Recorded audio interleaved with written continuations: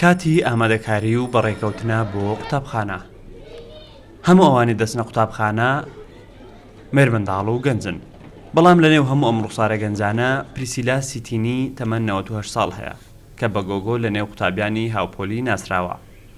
گۆگۆ وەک هاوپۆلە گەنجەکانی پابەندی پۆشینی جلی ستانداردی قوتابخانەیە، بە پەرۆشەوە بەشداری دەکات لە چالاکیەکانی قوتابخانە و گۆرانیشان بۆ دەڵێت.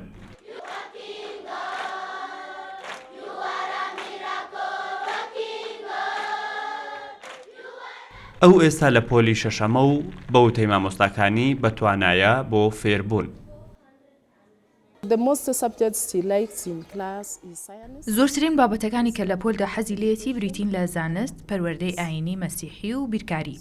لەبەرەوە کاتێکە و ئامادە دەبێت لە پۆل زۆر سەرنج دەرە. ئەو زۆر بە پەرۆشە و سەرنج دەدات. هەروەها دەستنووسێکی باشی هەیە.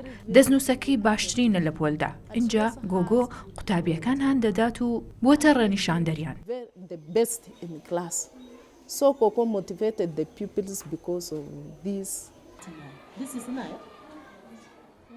گۆگۆ لە 98مین ساڵی تەمەنیدا بووەتە ئیلهام بەخش بۆ کۆمەڵگەکەی و هانی ئەو کەسانە دەدات کە دەرفەتیان نەبووە بخوێنن.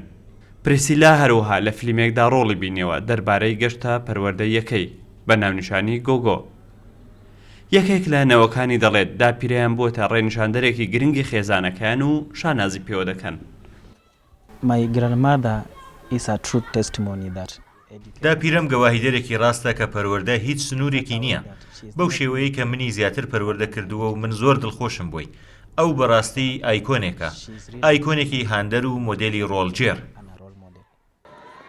پریسیلا هەموو بوارەکانی قوتابخانەی سەرەتایی و تەنانەت پۆلەکانی پەروەردەی جەستەیی بڕیوە.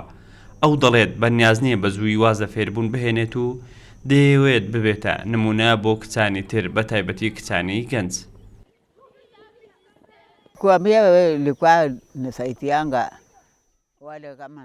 من پێشتر وەک مامانێکی نەریتی کارم دەکرد، یارمەتی ئافرەتانم دەدا، بەڵام من ئێستا دەخوێنم بۆ ئەوەی ببم بە دکتۆر. پێم وانییە پەروەردە سنووری تەمەنێکی هەبێت.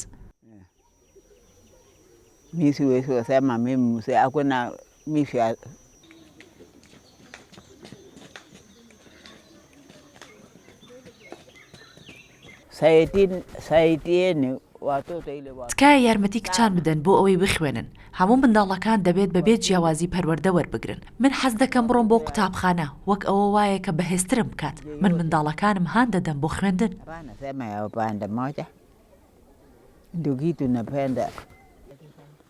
خوێندکارە گەنجەکان سوپاسگوزارن بە هەبوونی کەسێکی بەتەمەنتر و ژیرتر لە پۆلەکەیان. گۆگۆ پێشبڕکێکارێکی زۆر باشە بۆ من هەمیشە لە پۆلی خۆم یەکەمم، بەڵام کاتێک تاقیکردنەوەی زۆناڵمان کرد ئەو منی تێپەڕ کرد و بوو بە لووتکەی پۆلەکە. ئەو کاتە زانیم کە دەبێت بە قورسی بخوێنم بۆ ئەوەی گۆگۆ ئیدی نەتوانێت نمرەی لە من زیاتر بهێنێت. گۆگۆ ئێستا نمونەیەکی درەوشاوەی ئافرەتانی کۆڵنەدەر و فێرخوازە.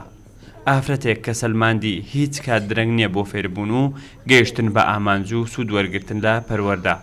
ئەو ئێستا بۆ ئامانجێک تێدەکۆشێت کە بوونە بە پزیشک و ئەگەر تەمەن ڕێگەی بدات سوورە لەسەر گەیشتن بەو ئامانجەی.